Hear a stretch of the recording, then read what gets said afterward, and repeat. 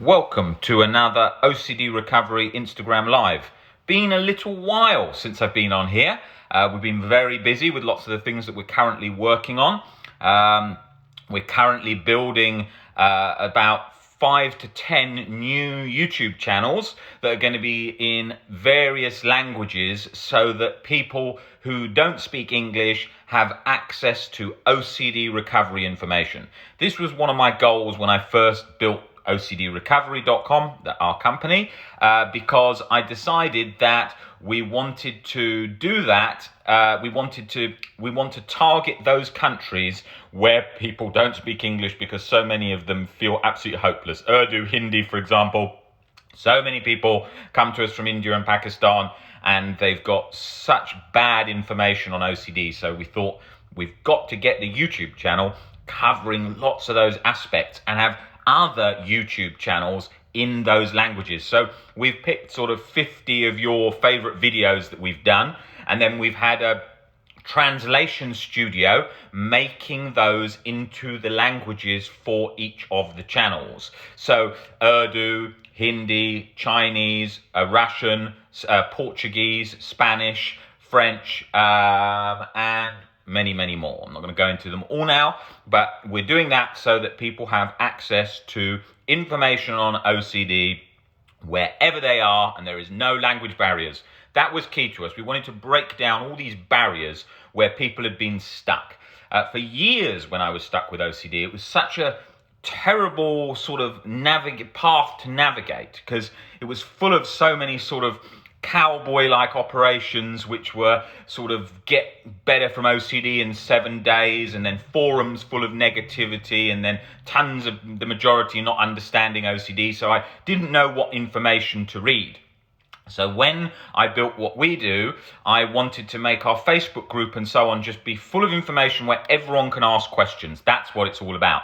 To sort of a good thing that I thought was, what used to happen is people used to go to a therapist or coach, they used to have some sessions, and then they would hear something in that room, and then they wouldn't know if it was helpful, how they get on with it. They'd never meet anyone else that had recovered. So I thought, right, we've got to change that. To change that, we need to have a community that's talking about what they're experiencing. So someone can say, oh, I went to such and such therapist. They don't have to say who it was, but they can say, I learned this and this wasn't helpful. And then someone can say, okay, well, that might not work because of ...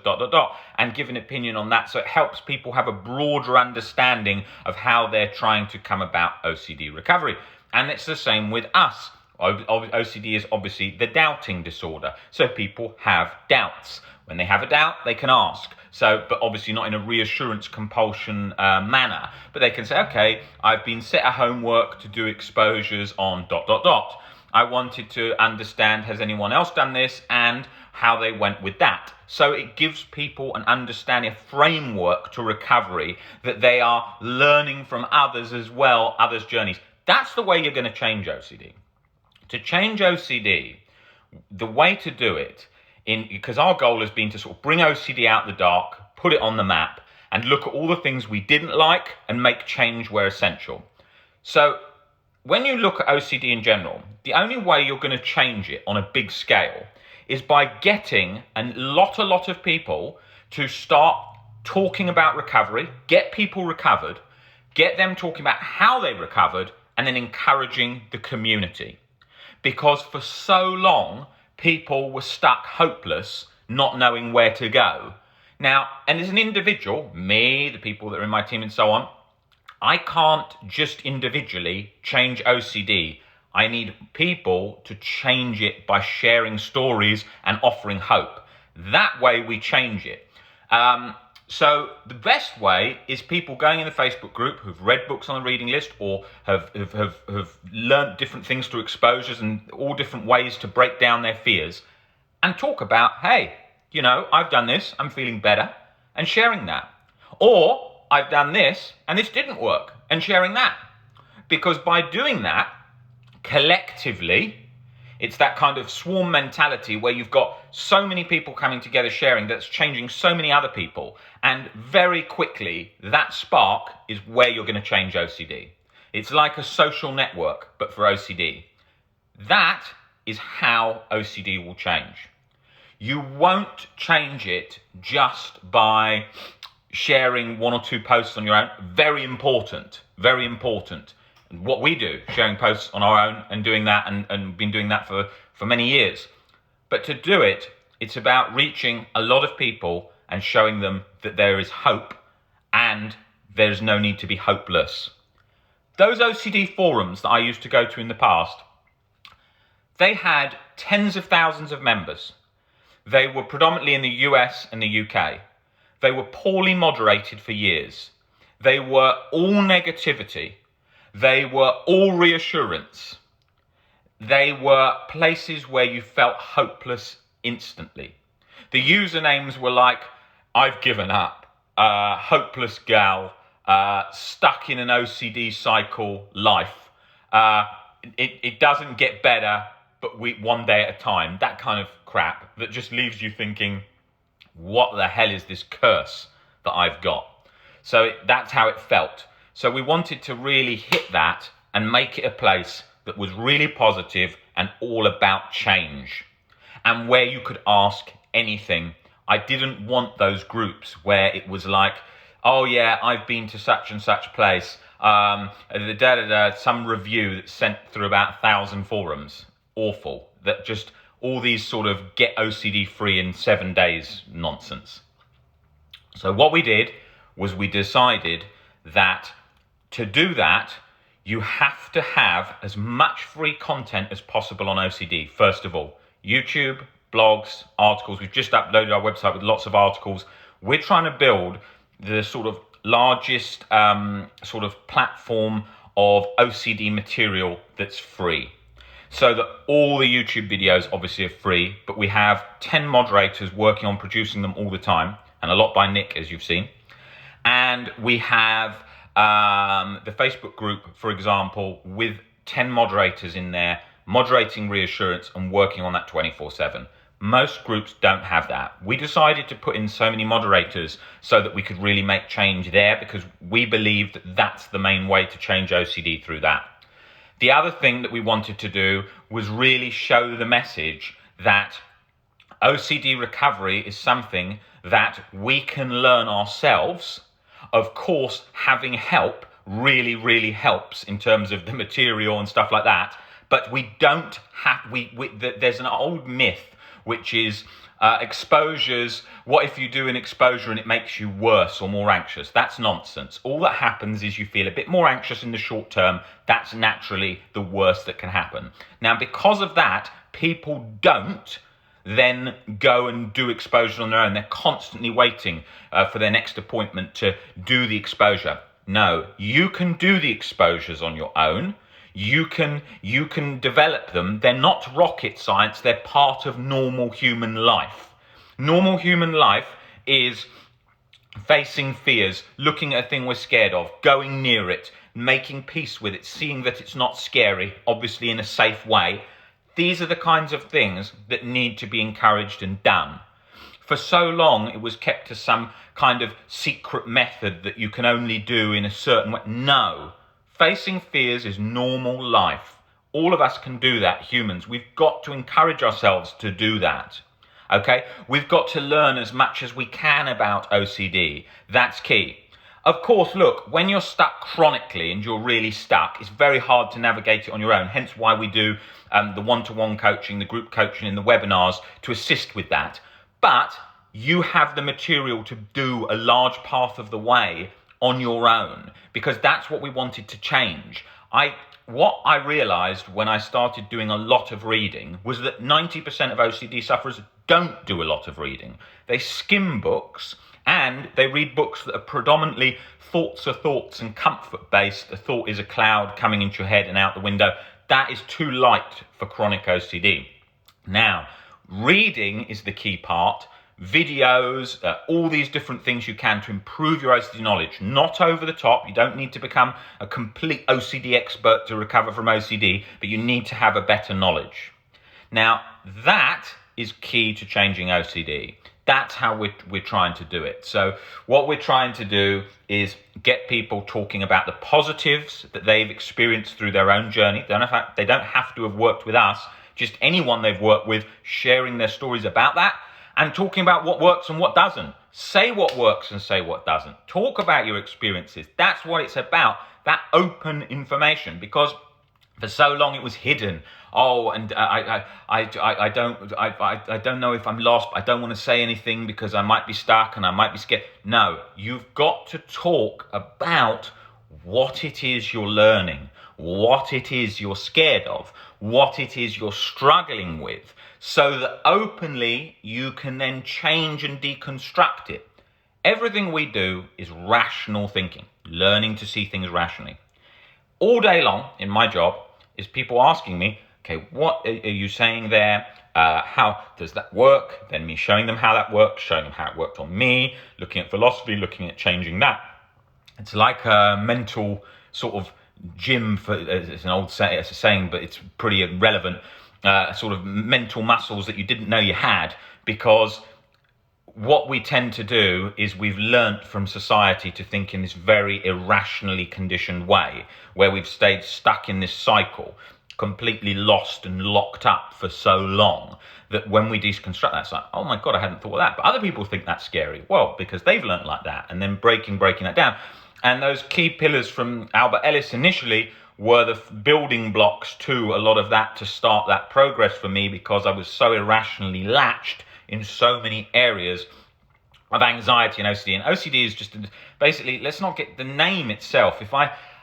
Although it's got, the name has a lot of, it describes it well. These names came into existence a long time ago, and they often do more harm than good often.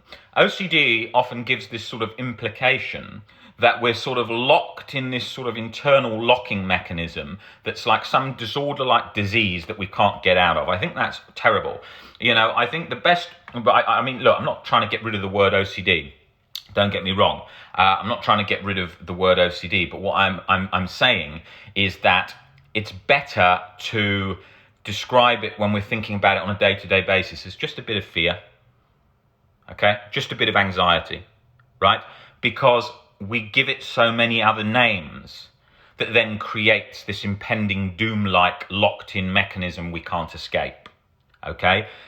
When I decided to do what I do for work, I've been doing this for over a decade now, I wanted to specifically come at this from one of my influences at the time, who was an influence along with Albert Ellis and so on. But I liked things he did. I didn't like other things he did, but was an influence. The likes of Tony Robbins, sort of one of the leading life coaches, and how it was all about change in the now. And that's where I wanted to come from. I wanted to make change in the now. I didn't want to hear about 3 years of all looking into your past for some really long road. We don't have that time in our short lives to spend. Yes, it can give us nice insight, but it doesn't unlatch OCD's locked cycle. So I wanted to come from there.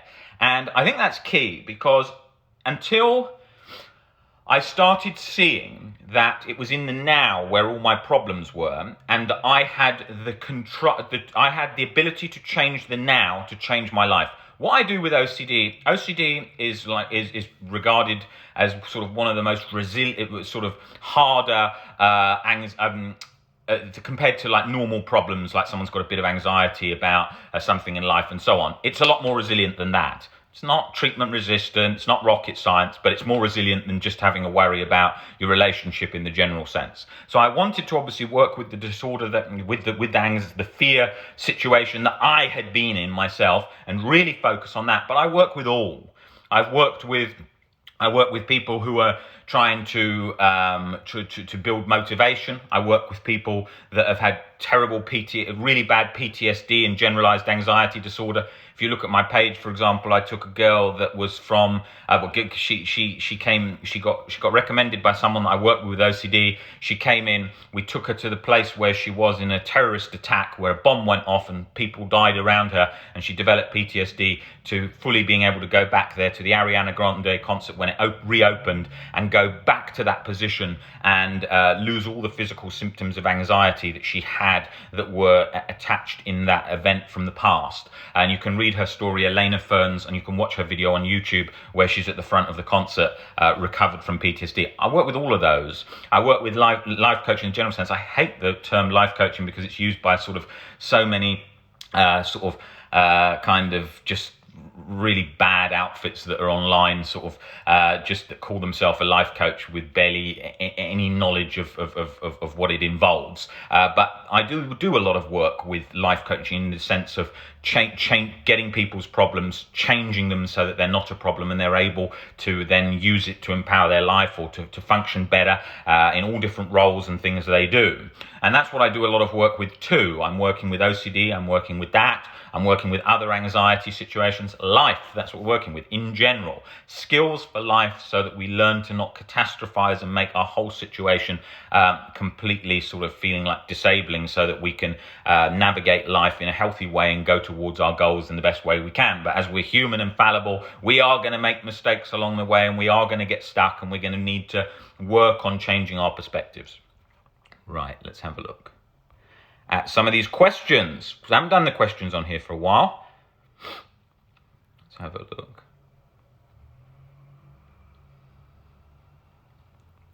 Brazil saying hello. Yes, we're going to have our Portuguese channel up soon, so there'll be lots of content there for you guys.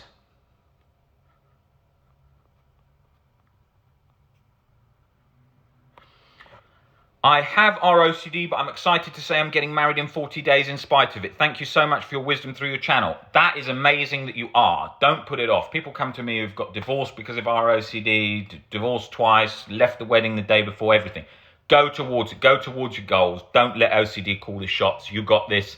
Take hold of your life. Leave OCD to scream like a sort of toddler in the background and bring it for the ride. Invite it to the party. That is the key message, because otherwise we put up resistance and then we get stuck.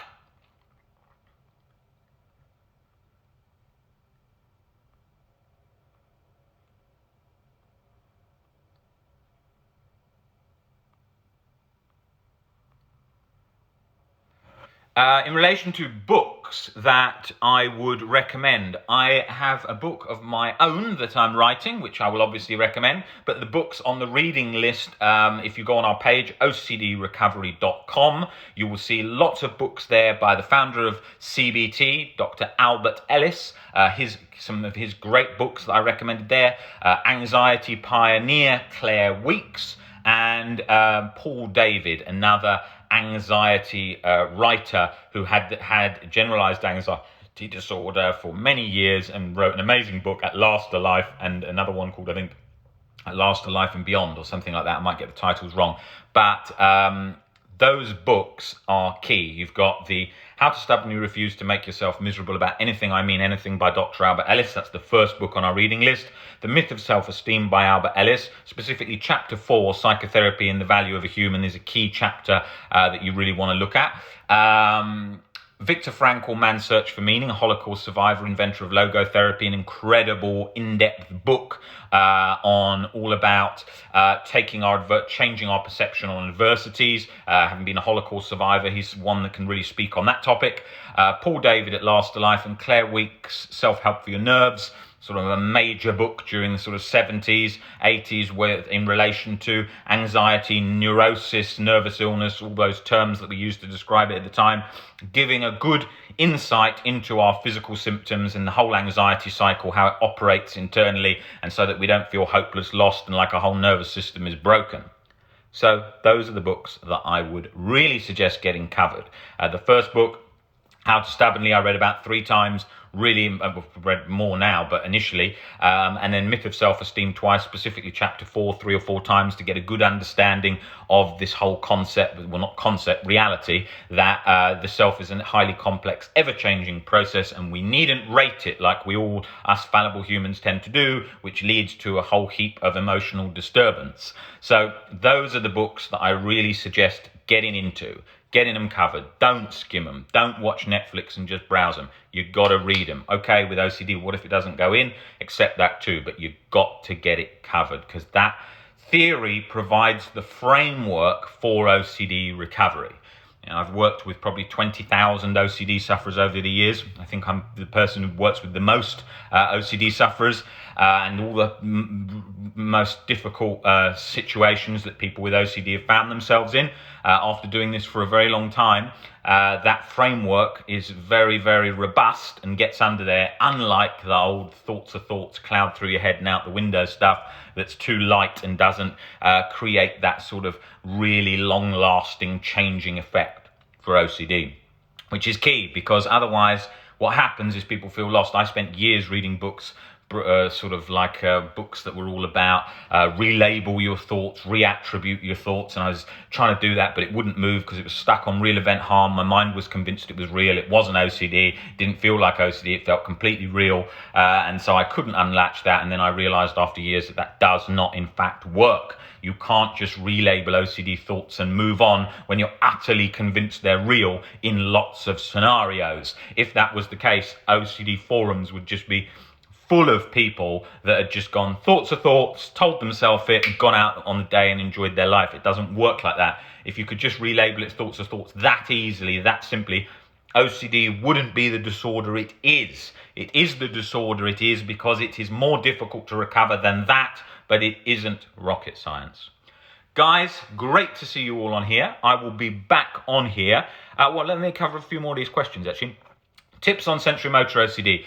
You've probably seen Nick's videos. He's got a load on our channel. He covers that extensively. And we've got a webinar on sensory-motor OCD coming up that will be going into that in great detail. There's probably 20 videos on sensory-motor OCD on our channel in the sensory-motor OCD playlist. Go to that, have a look. There is so much information all about sensory-motor from all the angles it comes in. Fear of sneezing, fear of saliva, fear of breathing, fear of blinking, feeling locked up in all those sensations. All of that is there. Contamination OCD. I did an in-depth contamination OCD video. I put it up the other day. I think it was made about a year ago, about 8 months ago. If you go on our channel, Contamination OCD playlist, I covered that in relation to my own journey, as well as walking around my own bathroom, going through all the contamination rituals and compulsions that I did for years, so that people can see them and have an understanding of what was involved in that, because I wanted to really highlight those angles that aren't covered, that people don't understand, and why people stay stuck in relation to contamination OCD. So yeah, I've covered all of that in depth there. Why am I scared of one theme, then move on to another one? If it didn't move, it wouldn't be much of a disorder. You'd get over one theme and you'd move on with your life. It does morph because that's naturally how our brains work. They can think of various scenarios. So because our brains can do that, you're going to have to get used to any thought coming in whatsoever.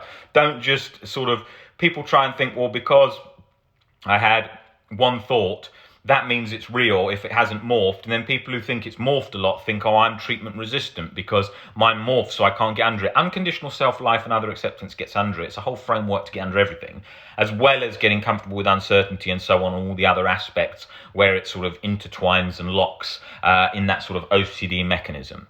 So have a look at that reading list, because it provides all the framework to get under that, whatever it is coming from. If there was one thought I couldn't get under, I wouldn't have a very good sort of operation for helping people with OCD, because they would come in with one thing that I didn't understand, and then I wouldn't be able to get them better, or one thing that didn't work, or a so-called treatment resistance, which I've never seen in my career. And like I said earlier, I've worked with the most sort of severe cases out there, and I've never seen treatment resistance. It doesn't exist. But I can see why people thought it existed. They thought it existed because they didn't understand it. And so when they see it really locked up and they'd done 6 or 7 sessions of CBT and meds and it hadn't gone, they then thought, oh, that's treatment resistance. No, that's because the person is still scared of something. You need to change their perception of it for it to release.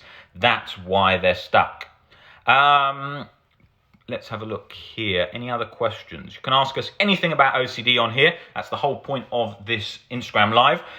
So anything you want to ask about OCD, no matter how embarrassing, no matter how scary, we can cover it. Any tips on how to manage GAD? GAD, we've covered that on the YouTube channel again. I think I did a pretty extensive video on that because I also had GAD, a generalized anxiety disorder, talking specifically about the physical nature of that disorder as well, which often gets missed and not covered, and depersonalization too. We've done depersonalization and derealization, often linked to existential OCD, often not. Strong physical anxiety symptoms that we experience and then think we're broken, something's gone wrong in the head, all that kind of stuff. we cover that extensively on the YouTube channel. Most aspects of OCD we try and cover on the YouTube channel because we look and think what are all the most popular topics and get those covered so that people can see exactly what their particular problem is and how to recover with tips of, and not tips because we don't really like that term, sort of quick fixes, but advice to help them on their own move towards recovery rather than a sort of tip, trick, quick fix to get yourself better. Guys, great to see you all on here. I will be back on very soon doing another Instagram live covering question and answers and more popular topics. Guys, I will see you on the next Instagram live. Take it easy. See you later, guys.